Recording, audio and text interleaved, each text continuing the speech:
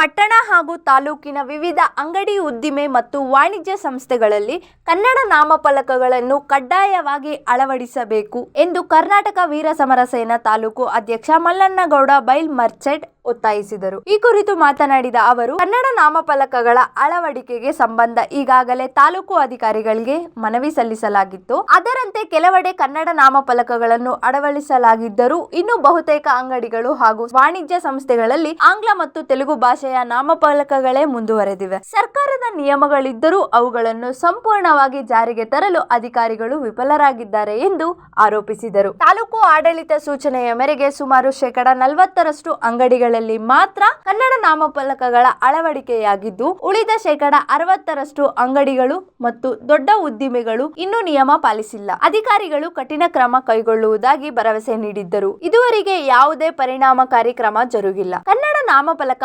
ಅಳವಡಿಕೆಯನ್ನು ಕಡ್ಡಾಯಗೊಳಿಸಲು ಉಳಿದ ಎಲ್ಲ ಅಂಗಡಿಗಳಲ್ಲೂ ಶೀಘ್ರದಲ್ಲಿ ಜಾರಿಗೆ ತರಬೇಕು. ಇಲ್ಲವಾದುದಲ್ಲಿ ಕರ್ನಾಟಕ ವೀರ ಸಮರ ಸೇನೆಯ ವತಿಯಿಂದ ಪುರಸಭೆ ಕಚೇರಿ ಎದುರು ಉಗ್ರ ಹೋರಾಟ ಮತ್ತು ಪ್ರತಿಭಟನೆ ಹಮ್ಮಿಕೊಳ್ಳಲಾಗುವುದು ಎಂದು ಎಚ್ಚರಿಕೆ ನೀಡಿದರು. ಸಂಘದ ಹಿತೈಷಿ ಈರಣ್ಣ ಸಂಗಾಪುರ ಮಾತನಾಡಿ, ಕನ್ನಡವು ಕರ್ನಾಟಕದ ಆಡಳಿತ ಭಾಷೆಯಾಗಿದ್ದು ಎಲ್ಲ ವ್ಯಾಪಾರಿಕ ಸಂಸ್ಥೆಗಳು ಹಾಗೂ ಸಾರ್ವಜನಿಕ ಸೇವಾ ಕೇಂದ್ರಗಳಲ್ಲಿ ಕನ್ನಡಕ್ಕೆ ಮೊದಲ ಆದ್ಯತೆ ನೀಡಬೇಕು.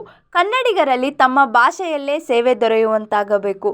ಕನ್ನಡ ನಾಮಫಲಕಗಳು ಅಳವಡಿಕೆ ಕೇವಲ ನಿಯಮವಲ್ಲ, ಅದು ಕನ್ನಡದ ಅಸ್ತಿತ್ವ ಮತ್ತು ಸ್ವಾಭಿಮಾನ ಸಂಕೇತವಾಗಿದೆ ಎಂದು ಹೇಳಿದರು. ಗ್ರಾಮೀಣ ಭಾಗದ ಜನರು ಹೆಚ್ಚಿನ ಸಂಖ್ಯೆಯಲ್ಲಿ ಭೇಟಿ ನೀಡುವ ಬ್ಯಾಂಕ್ಗಳಲ್ಲಿ ಕನ್ನಡದ ಭಾಷೆಗೆ ಸಮರ್ಪಕ ಆದ್ಯತೆ ಸಿಗುತ್ತಿಲ್ಲ. ಸಿಬ್ಬಂದಿ ಹಿಂದಿ, ಇಂಗ್ಲಿಷ್ ಹಾಗೂ ತೆಲುಗು ಭಾಷೆಗಳಲ್ಲಿ ವ್ಯವಹರಿಸುವುದರಿಂದ ಕನ್ನಡ ಗ್ರಾಹಕರು ಸಾಕಷ್ಟು ತೊಂದರೆ ಅನುಭವಿಸುತ್ತಿದ್ದಾರೆ. ಬ್ಯಾಂಕ್ಗಳಲ್ಲಿ ಕನ್ನಡದಲ್ಲೇ ಮಾಹಿತಿ, ಅರ್ಜಿ ನಮೂನೆಗಳು ಹಾಗೂ ಗ್ರಾಹಕ ಸೇವೆ ಲಭ್ಯವಾಗುವಂತೆ ಸಂಬಂಧಿಸಿದ ಅಧಿಕಾರಿಗಳು ಕ್ರಮ ಕೈಗೊಳ್ಳಬೇಕು ಎಂದು ಆಗ್ರಹಿಸಿದರು. ಈ ಸಂದರ್ಭದಲ್ಲಿ ಜಿಲ್ಲಾ ಉಪಾಧ್ಯಕ್ಷ ಬಸವರಾಜ್ ಮೇಟಿಗೌಡ, ಸಲಹೆಗಾರ ಶಶಿಕುಮಾರ್, ಹೊಳಿ ಹೊಸೂರು, ವಿಜಯ್ ವಾಂತೇಶ್ ಸಂಕೇಶ್ವರ, ಆಲಂ ಪಾಷಾ, ಅವಿನಾಶ್ ನಾಯಕ ಸೇರಿದಂತೆ ಸಂಘಟನೆಯ ಪದಾಧಿಕಾರಿಗಳು ಉಪಸ್ಥಿತರಿದ್ದರು.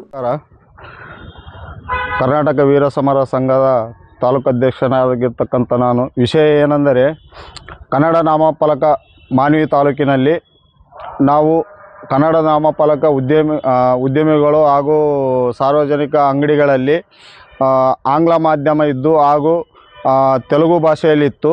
ಹಾಗಾಗಿ ನಾವು ಶ್ರೀಮಾನ್ಯ ದಂಡಾಧಿಕಾರಿಗಳಾಗಿರ್ತಕ್ಕಂಥ ಮಾನ್ವಿ ತಾಲೂಕು ಅಧಿಕಾರಿಗಳಿಗೆ ಮನವಿ ಪತ್ರ ಕೊಟ್ಟಿವಿ.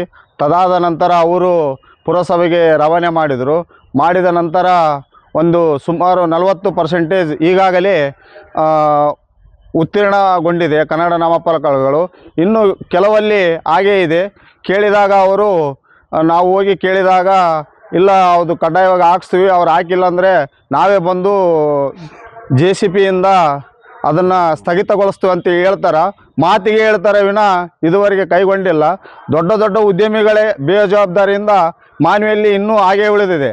ಆಗಿದೆ, ಒಂದು 40% ಆಗಿದೆ. ಇನ್ನು 60% ಕೆಲಸ ಆಗಿಲ್ಲ. ಅದಕ್ಕಾಗಿ ನಾವು ಮುಂದಿನ ದಿನಮಾನಗಳಲ್ಲಿ ಆಗಿಲ್ಲ ಅಂದರೆ ಪುರಸಭೆ ಮುಂದೆ ಉಗ್ರ ಹೋರಾಟ ಮಾಡ್ತೇವೆ ಎಂದು ಹೇಳ್ತೇವೆ. ಇನ್ನೊಂದು ವಿಷಯ ಏನೆಂದರೆ, ಈಗ ಬ್ಯಾಂಕ್ಗಳಲ್ಲಿ ಗ್ರಾಮೀಣ ಭಾಗದ ಜನರೇ ಭಾಳ ಬರ್ತಾರೆ.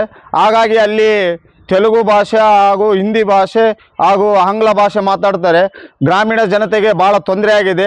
ಅದು ಕೂಡ ಅವರಲ್ಲಿ ಆದಷ್ಟು ಬೇಗ ಬ್ಯಾಂಕಿನವರಿಗೂ ಕೂಡ ಈ ವಿಷಯವನ್ನು ಹೇಳಬೇಕೆಂದು ಕೇಳಿಕೊಳ್ಳುತ್ತೇವೆ. ಅದೇ ರೀತಿಯಾಗಿ ಅಲ್ಲಿ ಕೂಡ ಒಂದು ಚೇಂಜ್ ಮಾಡಬೇಕು. ಕರ್ನಾಟಕ ವೀರ ಸಮರ ಸೇನೆ ವತಿಯಿಂದ ಈಗಾಗಲೇ ನಾವು ಮಾನ್ಯ ತಾಲೂಕಾ ದಂಡಾಧಿಕಾರಿಗಳಿಗೆ ಮಾನ್ವಿಯಲ್ಲಿ ಬರ್ತಕ್ಕಂಥ ಪ್ರತಿಯೊಂದು ಅಂಗಡಿ ಮತ್ತು ಶಾಪ್ಗಳಿಗೆ ಇವರಿಗೆಲ್ಲ ನಾವು ಒಂದು ಮನವಿ ಪತ್ರ ಕೊಟ್ಟಿದ್ವಿ. ಏನಂದರೆ ಯಾವುದೇ ನಾಮಫಲಕಗಳಿಗೆ ಆಂಗ್ಲ ಭಾಷೆ ಇರುತ್ತದೆ. ಆದ ಕಾರಣ ನಾವು ಆಲ್ರೆಡಿ ಒಂದು 15 ದಿನ ಕೆಳಗಡೆ ಒಂದು ಮನವಿ ಪತ್ರ ಕೊಟ್ಟಿದ್ವಿ. ಅವರು ಅದರಲ್ಲಿ ತಾಲೂಕು ದಂಡಾಧಿಕಾರಿ ಹೇಳಿದ್ರು, ನಮಗೆ ಒಂದು ಸ್ವಲ್ಪ ದಿನ ಟೈಮ್ ಕೊಟ್ಟರೆ ನಾವು ಎಲ್ಲ ಸರಿ ಮಾಡ್ತೀವಿ ಅಂತ ಹೇಳಿದ್ರೆ, ಆದರೆ 40% ಭಾಗ ಮಾತ್ರ ಮಾಡಿದ್ದಾರೆ. ಇನ್ನು 60% ಭಾಗ ಇನ್ನೂ ಇದೆ. ಅದಕ್ಕೆ ದಯಮಾಡಿ ತಾಲೂಕಾ ದಂಡಾಧಿಕಾರಿಗಳು ಇದನ್ನು ಮನಸ್ಸಿಗೆ ತೊಗೊಂಡು ಕೇಸಿ ಕಂಪಲ್ಸರಿ ಇದು ಮಾಡಲೇಬೇಕಂತೇಳಿ ಒಂದು ಒತ್ತಾಯ ಮಾಡೀವಿ. ಒಂದು ವೇಳೆ ಮಾಡಿಲ್ಲ ಅಂದರೆ ಈ ಸಂಘಟನೆ ಏನೈತಲ್ಲ, ಒಂದು ಉಗ್ರವಾದ ಒಂದು ಸಂಘಟನೆ, ಉಗ್ರವಾದ ಸಂಘಟನೆ ಮುಖಾಂತರ ಮಾಡ್ಬೇಕಂತೇಳಿ ಒಂದು ಆಲೋಚನೆ ಮಾಡ್ಕೊಂಡಿವಿ. ಅದಕ್ಕೆ ದಯಮಾಡಿ ತಾಲೂಕಾ ದಂಡಾಧಿಕಾರಿಗಳು ಇದಕ್ಕೆ ಸ್ಪಂದನೆ ಮಾಡಿ ಆದಷ್ಟು ಬೇಗ ಇದಕ್ಕೊಂದು ಹಿತೈಷಿ ಆಡ್ಬೇಕಂತೇಳಿ ಅವ್ರ ಹತ್ರ ನಾವು ಮನವಿ ಮಾಡಿಕೊಳ್ತೀವಿ. ವರದಿ ಶಫೀಕ್ ಹುಸೇನ್, ಮಾನವಿ.